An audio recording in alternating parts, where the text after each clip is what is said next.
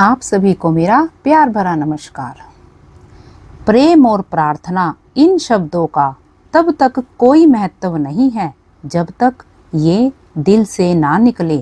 दिल से निकली प्रार्थना के महत्व को बताती है यह कहानी। एक झील के किनारे 3 फकीर थे। तीनों अनपढ़ थे, लेकिन उनकी ख्याति दूर दूर तक फैल गई थी कि वो बहुत ही पवित्र पुरुष है। दूर दूर से लोग उनके दर्शन करने आने लगे थे। यह खबर बड़े पुरोहित के पास भी पहुंची कि 3 पवित्र पुरुष झील के उस पार हैं।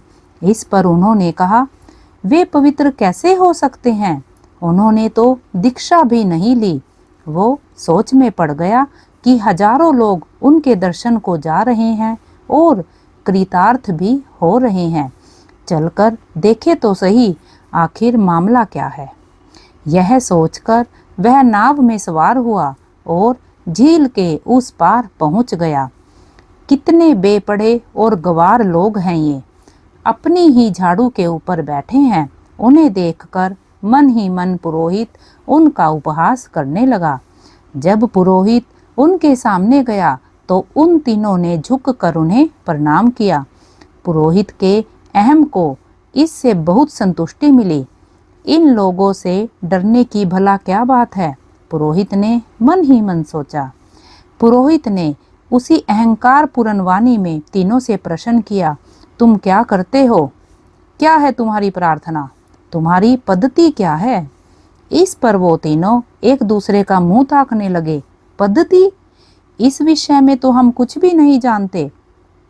उन्होंने बड़ी मासूमियत से कहा, हम बेपढ़े लिखे लोग हैं, किसी ने हमें कुछ नहीं सिखाया। इतने बड़े पुरोहित के सामने कुछ भी कहने में उन्हें संकोच हो रहा था। फिर भी उन्होंने कहा, हम तीनों ने मिलकर अपनी खुद की एक प्रार्थना गढ़ी है। इस पर पुरोहित ने फिर अकड़ कर कहा, बताओ क्या है तुम्हारी प्रार्थना?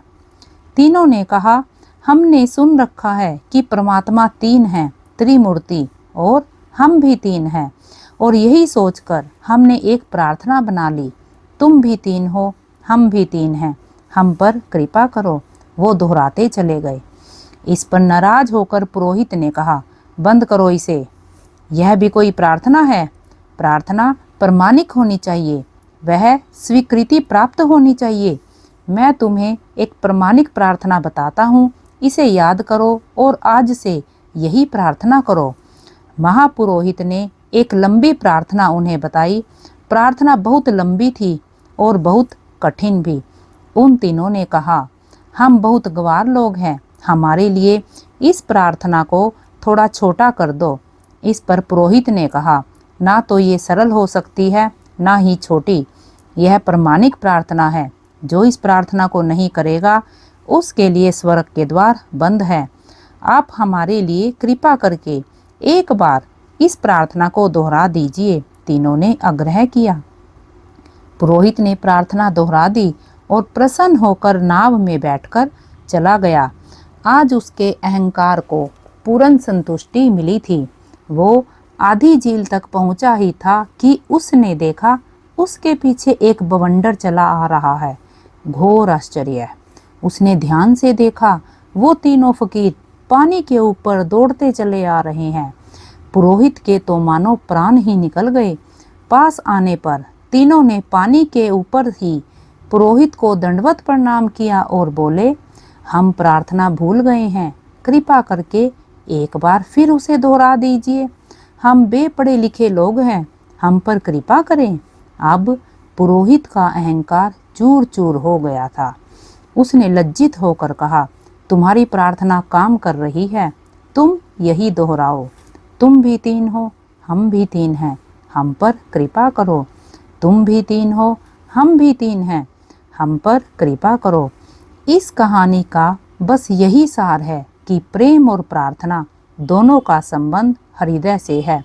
ना तो इसकी कोई प्रामाणिक व्यवस्था है, ना ही कोई विधि, ना ही कोई तंत्र, ना ही कोई मंत्र। इसे सिखाया नहीं जा सकता। ज्ञान सीखा जा सकता है, किंतु प्रेम सिखाया नहीं जा सकता, ना ही प्रार्थना। सारा शब्दकोश वर्णमाला के अक्षरों का जोड़ ही तो है। यदि दिल से वर्णमाला भी दोहरा दी जाए तो ईश्वर अपने लिए प्रार्थना खुद ही कर लेंगे। कबीर दास जी ने कितना सही कहा है, पोथी पढ़ पढ़ जग मुआ, पंडित भया न कोय, ढाई आखर प्रेम का, पढ़े सो पंडित होए। दोस्तों, अगर यह वीडियो पसंद आई हो तो इसे लाइक और शेयर जरूर कीजिए और चैनल को सब्सक्राइब जरूर कीजिएगा। धन्यवाद।